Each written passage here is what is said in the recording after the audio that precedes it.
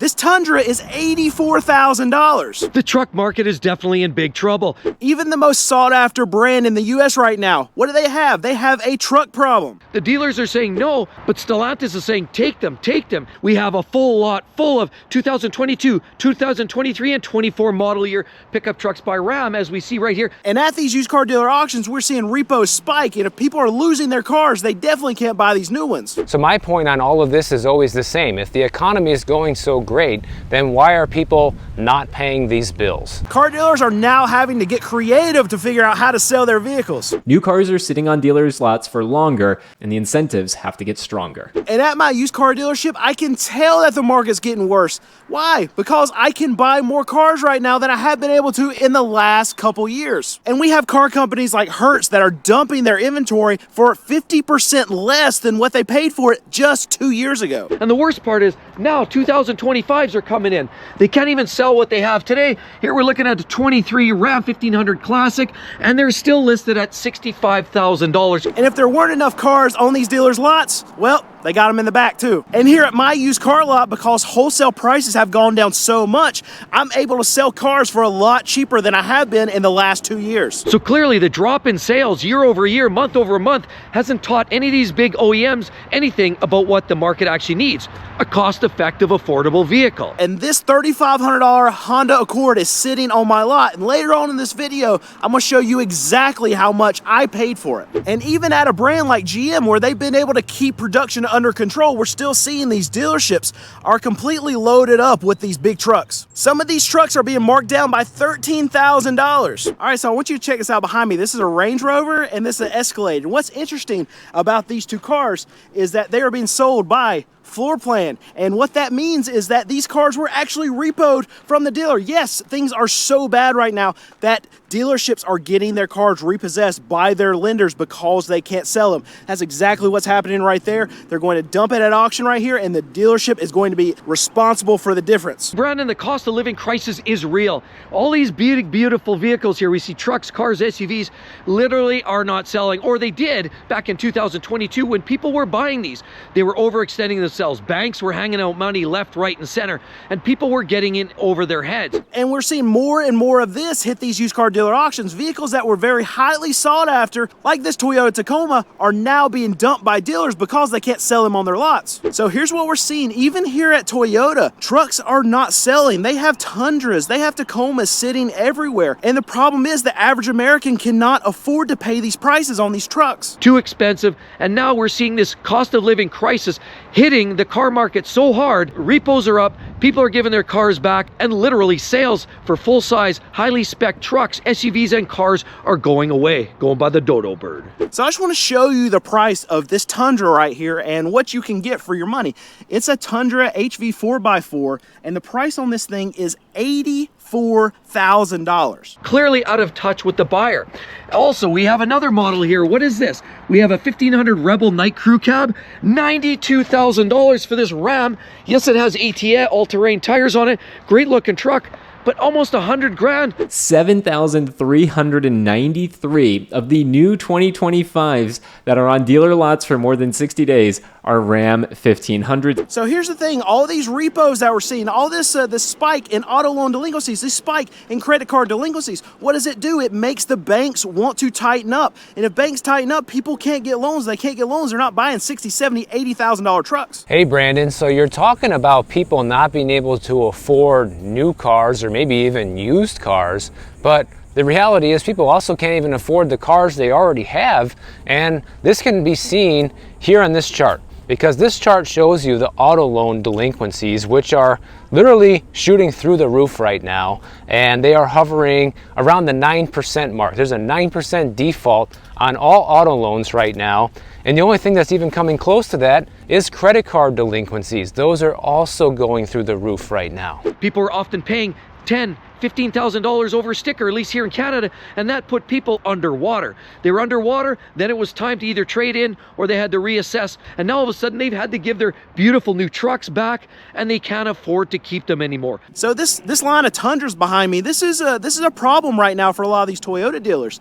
And these are some of the most affordable full-size trucks that you can find on the market. You can get a Tundra for $50,000, $60,000, $70,000, and its counterpart in Ford is going to be $70,000, $80,000, $90,000. So even the ones that are more affordable in this market, that seems ridiculous to say because a $50,000, $60,000 truck is still not affordable. But the lower end of the full-size pickups are still way too much money for the average American to be able to purchase. So it's not even that people can't afford cars, they can't afford anything because people are defaulting on the auto loans, they're defaulting on credit cards, and what do you notice here on this chart as well? The yellow line shows you that next up is mortgages. Mortgages are getting close to the 4% default rate, which is really bad for mortgages. What's up, Brandon? Zach here from CarEdge.com, and I found in Metro Detroit a 2024 Ford Explorer XLT with an MSRP of $46,640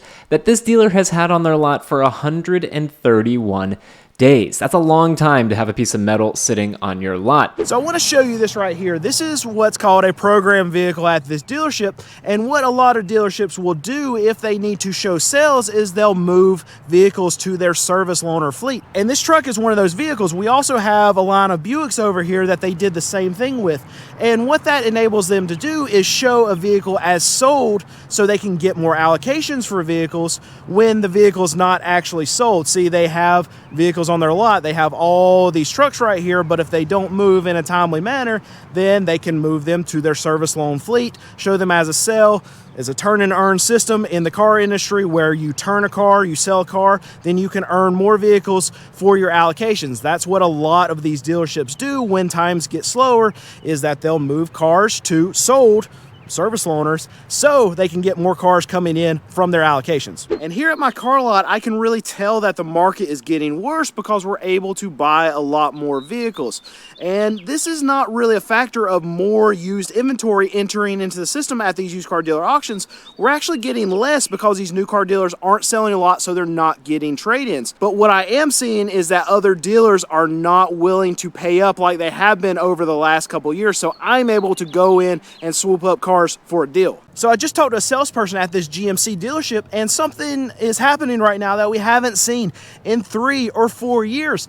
And that's we're actually getting discounts off of these trucks up to $13,000 on this lot is what they were telling me. And that's absolutely insane because GMC is one of the brands that we really haven't seen a lot of markdowns yet because they've been able to handle their production. But you see at a dealership like this, there's still a lot of vehicles sitting here, and they really don't have any space left. I mean, there's no holes for any more trucks on this lot. And if that's the case, they're going to have to start turning down allocations, or they need to start actually moving vehicles. The way they do that is offering discounts. And in this dealership's case, about $13,000 off some of these trucks. And for me as a used car dealer, prices going down is actually a very good thing. And I know a lot of you would think the opposite because I would want to keep my prices high.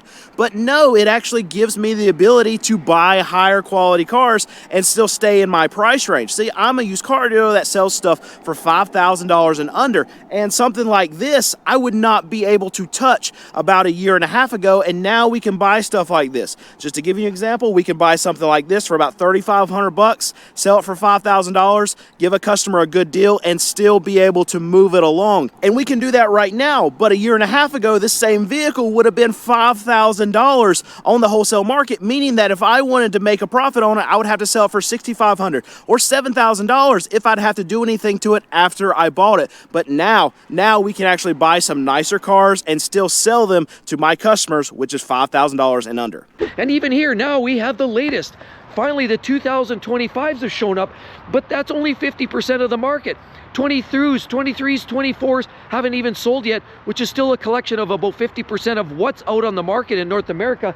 And now they're starting to load the lots up with 25s. The dealers are saying no, but Stellantis is saying take them, and we're going to transfer the deeds. Let's take a look right here. We have a 1500 e-torque Ram right here, basic mirrors. There's no sunroof or leather in there. This is a very basic unit, but as we see, we have the new script by Ram. It's a 4x4. It's a beautiful little truck, but it's really more of the same. Let's go ahead and click into this one right here, a 2025 Ram 1500. Ram is still selling new 2023s and of course new 2024s, yet they already have some dealers that are holding on to new 2025s for 96 days.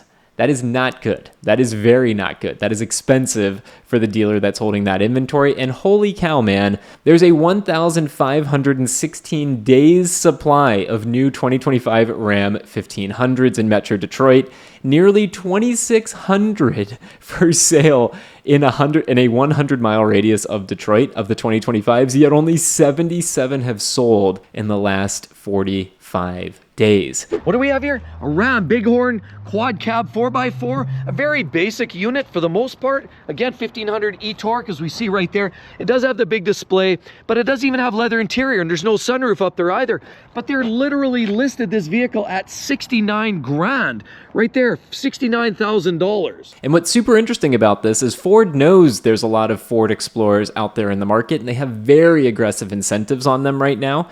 And you can even see it here. Just in Metro Detroit, there's a 147 days supply. That's how many days it would take it to sell all available Ford Explorer XLTs in Metro Detroit. And there are 3,614 within a 100-mile radius of this dealer, yet only 1,100 have sold in the last 45 days. Not a good situation over at Ford. And in the EV market, we're seeing prices absolutely get hammered right now. You have a few things going on. You have Elon doing tons and tons of price cuts over the last year and a half. You have Hertz that is dumping tons of EVs into the market because they know that their customers don't want them. They're worried about finding places to charge them. And you're having adoption that is way, way slower than a lot of these manufacturers thought it was going to be. And Hertz right now is the poster child for what's going wrong in the EV market. See, they bought all of these Teslas. They bought them at market prices about 2 years ago. And now, because they don't want to keep them in their fleets, because their customers really just don't want them, they are dumping them back into the marketplace. And this is putting a lot of downward pressure on the used EV space. And they're going to end up taking a major, major haircut on all of these Teslas because what they're selling for right now is about 50% of what they paid for them just a couple years ago. And this is what I like to see out of Toyota that you're not going to see from a lot of brands now. You look at Ford, you look at GM, you look at Stellantis. They don't make small, affordable vehicles anymore. At a place like Toyota, you can still find that. So this is a little Corolla hatchback. It's a 2024 model, and the MSRP on this one is $26,595. Not cheap. Not cheap, but I do like that they offer something small, something that people can actually obtain, and not everything is a $50,000 SUV or truck on this lot. And I've been to this dealership in the last couple months, and they stay busy. Where they're going to keep RAV4s, where they're going to keep a lot of their Camrys, their Corollas, they don't have a ton of them, and they've been moving through a lot of these vehicles. But the problem is, these trucks are where the market is not at right now. They can sell everything else, but these trucks are a problem. All right, so we have this Honda Accord on my lot, and I told you at the beginning of this video, I'm going to tell you exactly how much I paid for this car. So at auction, I paid $1,900 for this car. I had a buyer fee from the auction for $250, and we have an inspection that we have to get done through North Carolina, where I paid $25 for it, and so we have $2,175 in it total. We got detailers that we get to clean this up. We don't itemize that on the car, but it costs like $40, $45 per car for us to get it done. But that's what I have in this car, so you know what I'm actually making in it. And if you like this level of transparency from a car dealer like myself, well, I've got more of that coming. So if you haven't subscribed, you probably should, because we got some exciting things that are happening pretty soon. And even here at and if there weren't enough and these dealerships, nope, I'll start over.